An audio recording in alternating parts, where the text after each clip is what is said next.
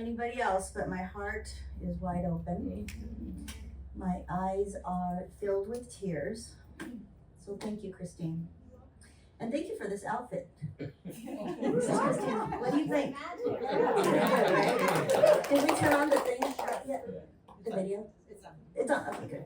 I just want to make sure. So yeah, it's Christine's, and she thought that I should wear it today, so I feel fabulous. Thank you. Oh goodness. Sparkles, yeah? Yeah. I feel like I'm in Vegas. I love it. I love it. Thank you so much. Okay, so I have a bunch of notes today, which is very interesting because, you know, from the last time that I was here, if you remember, I kind of tossed my notes aside. But this is kind of special because I was going to talk on being the source of a transformed world.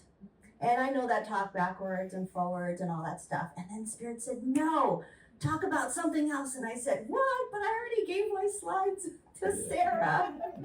So I got here today and divine order happened. It's not working. Thank you, God. So, you know, I'm just going to affirm right here, right now, that we're here by divine appointment. There are no accidents. The people who are new here today, welcome. I'm glad you're here. I don't know who it is. I don't want to single anybody out, but you're welcome, everybody. So, let me take a breath because the music is just so moving. It opens my heart. It opens my energetic field. And I think that is the intent of the music. But not only that, it is also the sacred community. Now, I do guest speaking at various churches in Florida, all over, East Coast, North, South, all the way down to Naples. This community is very special. So I want to stop and just acknowledge that because it's electric. I can feel the connection. I can feel your energy, and it's so beautiful to be swimming in this water with you. So thank you for having me here. It's such a treat. Okay, so obviously my heart is filled with gratitude for life, for this moment. We had a couple of things happen this week that was very exciting for all of us, wasn't it? Yeah, it's probably an understatement. It is a blessing to be here today, right? In all forms. And I'm sure we've said our prayers and we're all prayed up about that. And as this past Wednesday is, okay, so first of all, my birthday was Tuesday. Thank you. So my husband comes to me and he's like, what do you want for your birthday? I'm like, I guess the hurricane. I want to be an official Floridian. Right? Remember, I came from Hawaii and I hadn't been here for all that long. Although when I think back, I've been here like in the state of Florida since January. So, you know, it's, yeah. First official hurricane was, what was the one before Milton? Helene, you know, it just was a rainstorm for us. I don't know, wherever I was. So this one, you know, because all the alerts and the constant reminders to leave or whatever, I was like, okay, I think we're gonna stay. We're not in an evacuation zone, so luckily we just stayed. And then halfway through it, almost, you know, when the storm was almost here, my husband's like, why did we stay? I'm kind of nervous. I'm like, we'll be fine. Okay, so I'm going to talk about that experience with you because it's so apropos for being source of a transformed world. Now, I could change the talk title, but, you know, at the end of the day, that's the bottom. You know, we just stand up as the source. I mean, a world powerfully transformed through the growing movement of shared spiritual awakening, and that's the source of being a transformed world, us individually and us collectively. Because we've got to, you know, we learn all these things through our core values, our mission coming together, but we get to embody them in a way that we could actually change the world, one person at a time, beginning with ourselves. That's the beautiful thing about what we talk about here and what we teach here. So Milton swept through our area, leaving, as we know, a rail of uncertainty, of anxiety, for some of us, damage, right? And I know that many of us are still processing the experience. And I hold that in prayer, and I know that it's very fresh for all of us. And nothing triggers us more than a natural disaster, right? It directly butts up to our need for survival, to be safe, our safety. So here in Florida, we have the hurricanes. I lived in Hawaii. We had volcanoes and tsunamis. I grew up in California. We had earthquakes. Yeah. So it's everywhere, almost pervasive. But here's the thing, and I'm always going to come back to this because this is part of my belief system, right? That everything that happens in our lives, that happens to us, happens for us so that we can awaken to the truth of our being. Like, why are we here? What's our purpose here on earth as a spiritual being living a human existence? So, all right, so take a breath. Just come back to myself here. Okay. So I want to continue to acknowledge that our experiences vary, right? Depending on where we live, what we went through, et cetera, et cetera. Not everyone's experience is the same, but I'm going to share with you my experience, and this applies to me. And you know, my heart really goes out to those who may have experienced damage or hardship, because it's so hard. You know, we've worked our entire lives to build our lives, and then with the storm, with the flood, with the water, it comes through. And I was kind of praying about this, and I said, okay, well, water is very interesting because there's so many associations with water, right? We're gonna flow like water. But when it comes in a flood, like, what is that, right? So metaphysically, water, it symbolizes spiritual essence. So what do we teach here? You can't change the way things are, you change the way you relate to things. You change your perception of things. So metaphysically, metaphorically, what would it mean that spiritual essence comes to clear you out such that you become an empty vessel for whatever wants to come into your world, whatever your consciousness calls forward? So keep that in mind as we're talking about this. Okay, so in the midst of the storm, we're here, it's done now, and we have our lives, and that alone is something to be grateful for, right? Lorraine, is that right? Lorraine. Yeah, I was talking to Lorraine. She goes, it's just stuff. It's just stuff. Yeah, she's been in Unity for quite a while, and she knows the practice. Chaplain, yes, thank you. It is, in fact, just stuff. But so many of us grow up learning to acquire stuff, to get stuff, to go to college so that we can have stuff, to have a job so that we can have stuff. So it's very confusing, right? There's the reality of stuff, and then there's the truth of our being. And as we're in spiritual community, we want to step into knowing that Spirit's got us. God's got us exactly where it needs us. So we get to step into this almost groundlessness, right? And be okay with sometimes not being okay. And know that you are always held in that sacred, loving space. Okay. So I live in Nokomis, Venice. I had to take a breath again because I remember that night and the whole thing, right? As the storm approached, I watched the satellite. We didn't actually lose service until way into the night.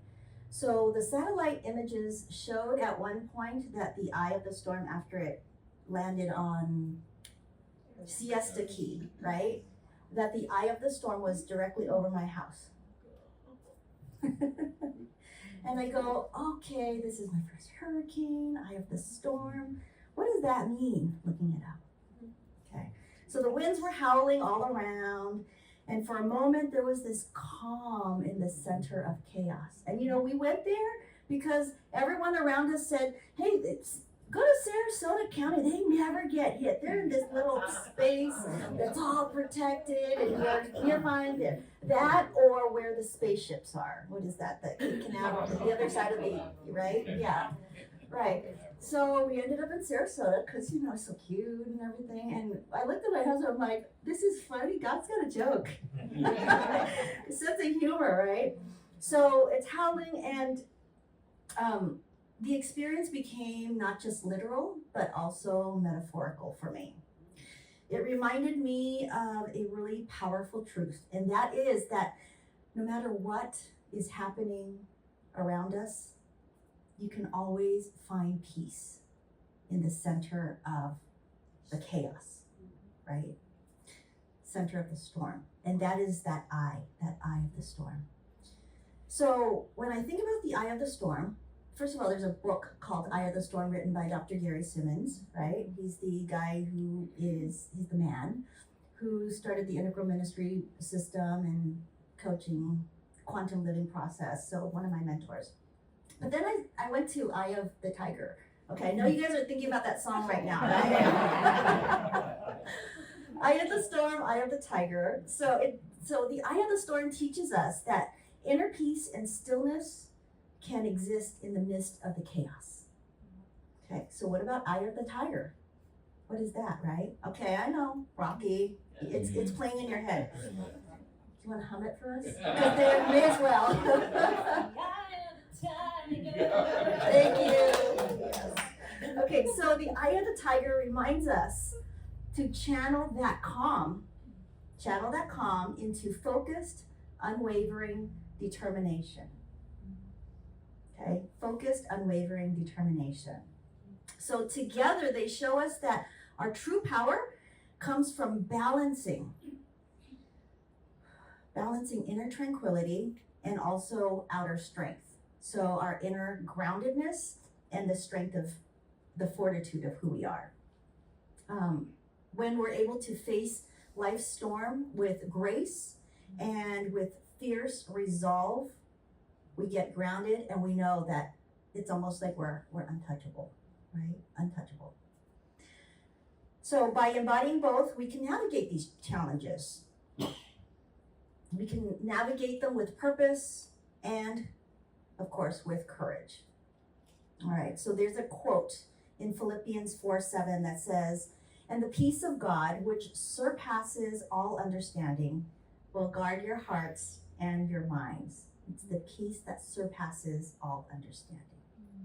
So when we're balanced, we get grounded in the eye of the storm and the eye of the tiger, such that we are calm, peaceful, tranquil, and we have this fierce determination to not just endure it, not just to survive it, but to thrive through it, which is a beautiful statement. And also, we all get to live it, right? Because I'm just talking here and I'm giving you the words, we get to embody it in our body. This is part of our practice.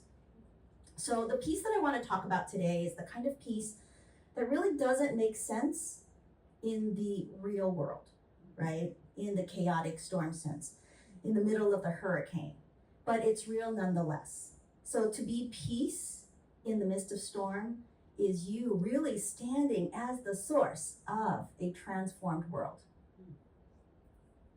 So we have this practice in our community called meditation, called silence. Sarah talked about it. Our prayer chaplains are here. We sit in the peace of silence. Peace, be still. Anyone ever been to Silent Unity? You'll see that there. It's just how we roll here. We sit in the silence. Om Shanti, right? Okay, so it's the peace that comes when we know deep down that we're held regardless of exterior circumstances. So, as I stood in the eye of the hurricane of Milton, I'm reminded of the storms we all face in life. Sometimes the winds of life seems relentless,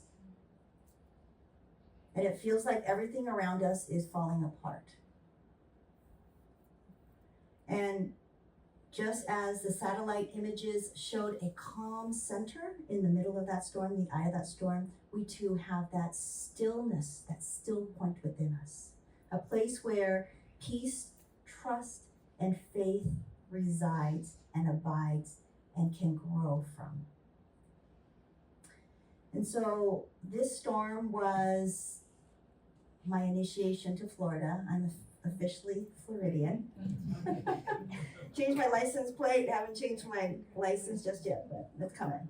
And it's not even the first time that it's actual, natural disaster, right? But the storm that I want to talk about is that inner storm. And I experienced this calm in the face of a storm, in the face of chaos during childbirth. For the women here, you guys remember that experience, right? Because the storm and the storm within, that's nature happening through you. So can you imagine how we feel when we're dealing with the hurricane on the outside, and yet the storm itself is being birthed through you? If you can remember that, you'll remember your power, right? I have to take long, deep breaths here because I feel you. It's really potent. So in both of those moments of hurricane and childbirth, there's this external pressure.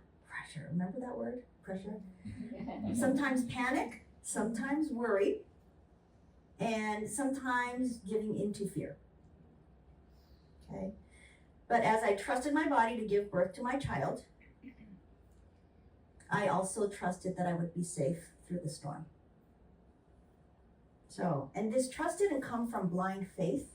It came from years, decades of meditation practice, of being still in the midst of crazy chaos. That's God calling. Or an affirmation. And it's through this practice that I've learned to access the peace that surpasses all understanding. So part of this talk is to encourage you to, number one, be curious, like, what is this peace she's talking about? I don't do meditation, or it's hard for me to sit still, or whatever it is. You can start easy. Do 2 minutes. Start with 2 minutes a day, just breathing in and breathing out. If you allow yourself to breathe in totally and completely, long, deep breaths, take 10 at a time. Do 10, and then tomorrow do 12, and then do 14. And before you know it, you'll be sitting for 10 minutes, 15, 30, an hour, etc. So as we gather here today, so I'm gonna invite you to reflect on your own life storms, whether you're recovering physically from the storm of Milton or navigating some emotional storms within. We all have it. We're human. We're part of this human family.